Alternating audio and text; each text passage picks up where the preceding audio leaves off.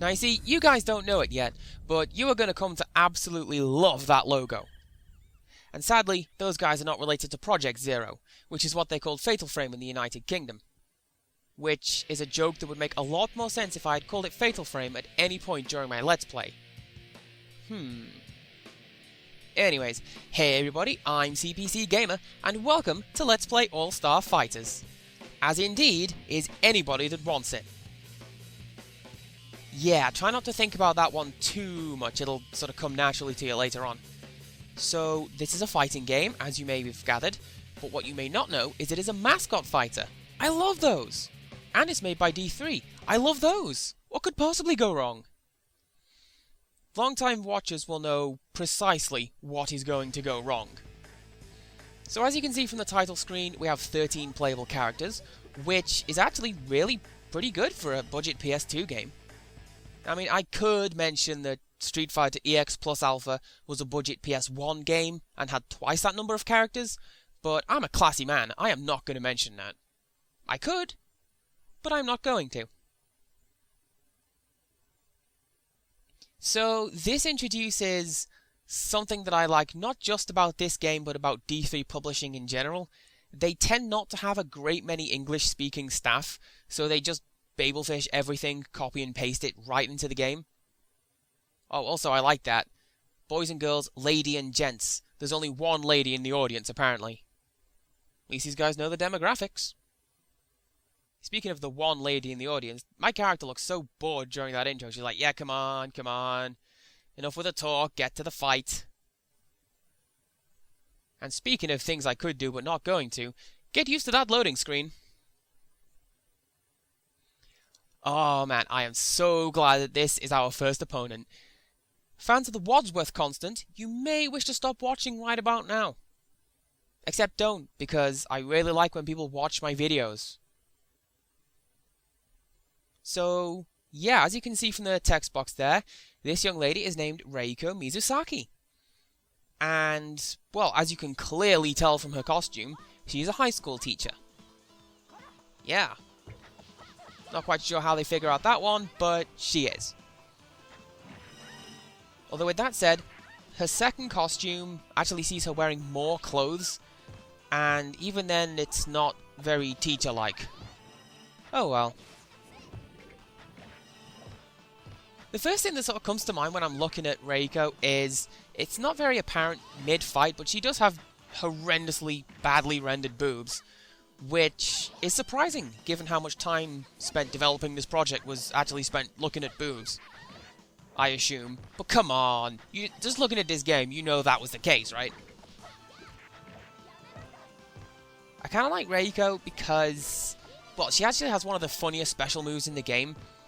She gets out a gigantic red marker pen and writes 0 marks on top of her opponents. It's actually kind of funny to me. I would do a video to show off her special move, or well, everybody's special move, but this game is kind of terrible control-wise, and it actually won't let me do that. The main reason being that there seems to be some sort of bug in the game's engine that interprets AI movements as your movements. Like, you see how Reiko was just walking forwards? That counts as you holding the left button for whatever reason. It's completely beyond me, but it does stop you from doing some of the more advanced combos in the game. Quarter circle and attack, fine. Anything more than that, the whole system falls over, and you don't do very well. Now see, we've kind of missed a trick here, because you may have seen it, Reiko's special attack is she uses lightning, and we're in ankle-deep water. She could probably have used that to her advantage. Oh well. Also, Reiko is from a game called Party Girls, which I kind of want to Let's Play because it sounds horrendous, but at the same time, I daren't Google it because, well, come on, you know what shenanigans are going to ensue because of that, right? Exactly. Those of you who did not tune out, you're probably feeling pretty proud of yourselves right about now. Do you see what you've missed if you went and watched a good video, or somebody Let's Playing a good game? Exactly. This fellow is Namgar, and sort of unrelated to the game, he actually turns up twice on the cover art for the box. It's kind of weird. Initially it made me think there were two, like an unlockable character, but no, it's just him on the box twice. Kind of like Zoe having 3 hands in that one Left 4 Dead thing. So, as you can tell when he starts actually throwing some punches, his primary weapon is homosexuality. And,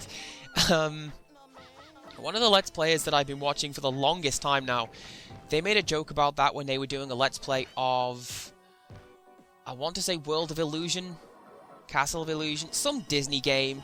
They said that because their characters attack by throwing sparkles, their main offensive weapon is homosexuality. No, now my Deathgar actually does just gay the place up as his main offense. Primarily because, you know, Japan. If you play as Namgar against Chaval, you actually get a different set of intro talk to the one that we saw in this video. She says how he's a slime type enemy, so she needs to use her fire magic. It's a cute callback to her own game, and it also demos how each fight has different dialogue depending on who is versus who. And to be fair, that's actually a really, really neat addition to the game, and I actually really do like that. Now my Deathgar is usually the character that I play as, because, well, as you can see, he's clearly the weird one of the bunch, but he is also incredibly cheap, and that's why I didn't pick him for this Let's Play. He does have an attack, also, Magical Rainbow of Death, which you can easily block by turtling. But yeah, he has an attack where he makes 8 successive strikes, and each one is at 1.5 times damage, and it kind of drains your opponent's health completely. It is really incredibly cheap, and I tend not to like doing it because it's not particularly fair.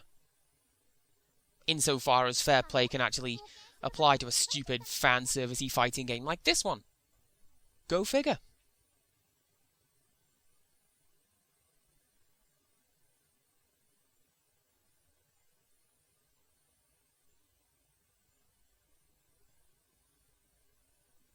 Okay, so this character is called Myuki, or wherever you want to put the stress in that word. I just call him Myuki. And do you know what? I really, really like her character design. I have absolutely no idea what it is, but as a character design, I really like what she's got going on for her. And no, it is not the nudity, although it does help. Myuki is a trap fighter. As you've seen there, she sets up an ice bomb, and, yep, I'm an idiot and walk right into it. That is to say, as you've seen, she sets traps around the battlefield, kind of like Testament from Guilty Gear. Not, she is a trap. Like Bridget from Guilty Gear. Do you know what? I keep hoping that if I keep making Guilty Gear references and comparisons, this thing won't actually seem all that bad to the viewing public. Of 3 people. Ah, whatever. So actually, you know, fun fact, I had considered using Myuki as the play character for this Let's Play. It's just that, well, compared to Princess Cheval that I did pick, Cheval's move list is fleshed out quite a lot. And I actually reckon she was one of the designer's favourite characters, because clearly whoever made the game has taken very good care of giving Cheval a nice all-round moveset in terms of strength and range and what she can and can't do. So I suppose I should talk a little bit about the fighting engine. It's actually really deceptively simple. It's got the usual 4 attack buttons and the directional pad, and you can do combos and specials, whatever. But it also has a system that I've not really seen implemented in that many other fighting games. You see in the bottom left and bottom right how we each have 9 stocks. These can be used to do special moves. For example, I can use 5 stocks to do my finishing move, if the control scheme agrees with me. But you can also do things like, you can use a stock to increase the attack power of something that you do. You can use it to negate one of your own attacks for whatever reason. I don't know why you'd want to do that. You can use it to instantly block an opponent's attack, and anything that they do will not reach through your shield. And you can also use it, if you have godlike timing, you can actually use it to absorb an enemy's attack and recover the damage that you would have taken had the attack been successful. And I actually do that a couple of times during this, but it's not something that you're going to be able to do with any real degree of frequency, so don't count on doing it too much. And yeah, I did say I don't do it too much during this play through. This is kind of recorded in post. Yeah. Now see, the initial plan, right? I was going to record this with Hannah. We were going to get together, play this, crack wise at it, but the thing is, she kind of really doesn't like this game. I'm not sure why.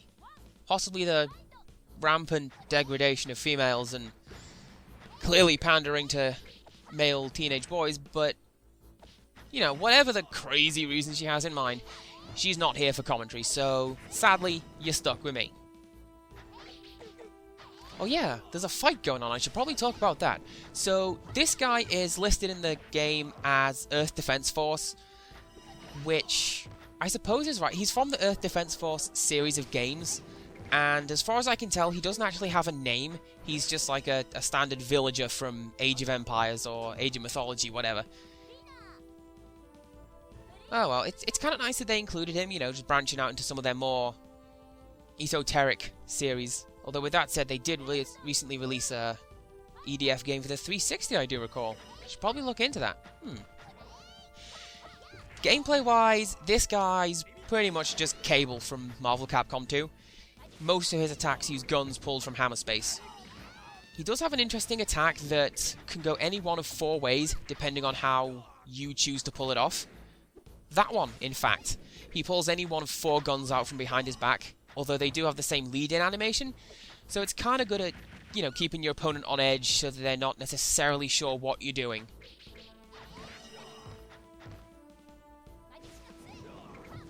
With that said, that's actually about all there is to say about this guy, because sadly he is really just a generic character. Ah well. Still, we're coming up on the end of the video, so it's time to watch our little amazing victory jig, and I'll say that I'll see you next time. So until then, goodbye.